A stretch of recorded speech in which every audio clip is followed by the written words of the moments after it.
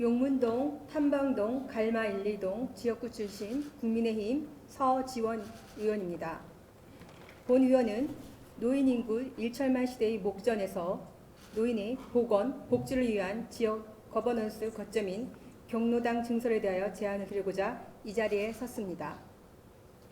국제연합 유엔은 노인 인구 비를 기준으로 사회를 고령화 정도에 따라 고령화 사회, 고령사회, 초고령화 사회로 분류하고 있습니다. 우리나라는 2018년에 65세 이상 노인 인구가 전체 인구인 14.3%에 집계되며 고령사회로 진입했고 향후 인구 증감 추이 등의 주요 지표에 의하면 2025년도 초고령화 사회로 진입할 것으로 예견됩니다. 저출산과 고령화 두 문제 해결을 위해 2005년 저출산 고령화 사회기본법을 제정하고 대통령 직속기구로 저출산 고령화 위원회를 두어 관련 전문가들과 대책을 논의하여 정부는 다양한 정책을 집행하고 있지만 초고령화 사회 목전에 지금에선 정부의 노력이 실효적인 성과를 거두지 못하는 실정입니다. 본 의원은 저출산, 고령화 문제의 원인을 규명하고 해결하는 데 급급한 오래된 관점에서 벗어나 몇 년 이내에 닥쳐올 초고령화 사회에 대한 대비에도 무게를 두어야 한다고 생각합니다. 저출산 위기의 극복이란 과제의 중요성을 부정하는 것이 아니라 의학, 기술 문명의 발달로 생존 수명이 늘어남에 따라 기대 수명은 62.3세에서 2021년 기준 83.6세로 증가하고 있습니다. 노인 인구의 지속적인 증가는 전 세계적으로 불가역전 현상으로 분명하게 인지하고 그에 따라 노인이 보건, 복지 등 올바른 정책 등 대응이 필요하다는 점을 강조하고 싶습니다. 노인복지법은 3년마다 노인이 보건, 복지에 관한 실제 조사를 실시하고 그 결과를 공표할 것을 규정하고 있습니다. 가장 최근 조사된 2020년도 노인 실태 조사에 따르면 노인의 28.1%가 경로당을 이용하고 있습니다.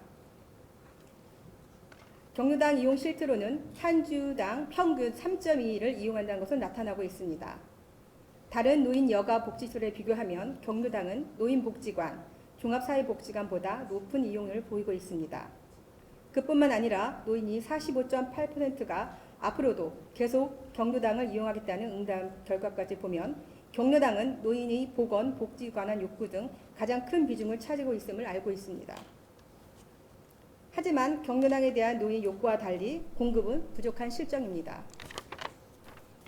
해마다 실시하는 연두 방문에도 경로당 시축에 대한 주민의 건의는 매번 지속되고 있습니다.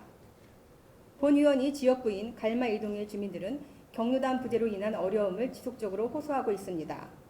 특히 갈마동 1420번지 일대의 다가구 다세대 주택에 거주한 노인들은 이용할 수 있는 경로당이 없어서 부득이한 인근의 상촌 어린이공원에 모여 여가를 보내며 교류하고 있습니다.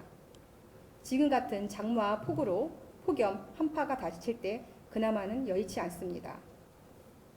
경로당은 노년의 고독과 무료의 갈증을 해소할 수 있는 시설적인 측면 외에도 노인의 빈곤, 건강관리, 돌봄 등 고령화로 발생한 사회 문제를 위한 개인과 지역사회에 교류할 수 있는 지역공동체 공간입니다. 이에 본 의원은 상촌 어린이공원 인근 및 신축 수요지에 노인 보건, 복지에 관한 지역 거버넌스 거점이라 할 수 있는 경로당을 증설해 주실 것을 제안드립니다. 2025년도 우리나라는 초고령화 사회로 진입합니다. 통계청 인구 지표의 추계에 따르면 2025년도 노인 인구 비율은 20.6%입니다. 다르게 표현한다면 길에서 마주친 사람 중 5명 중 1명은 65세 이상 노인이라는 뜻입니다. 과연 인구의 20%를 차지하는 노인에게 정책의 비중은 그만큼 향해 있는지 정책을 입안하고 집행하는 우리 모두 함께 고민해야 할 때입니다. 이상으로 5부 자연 발언을 마치겠습니다. 끝까지 경청해 주셔서 감사합니다.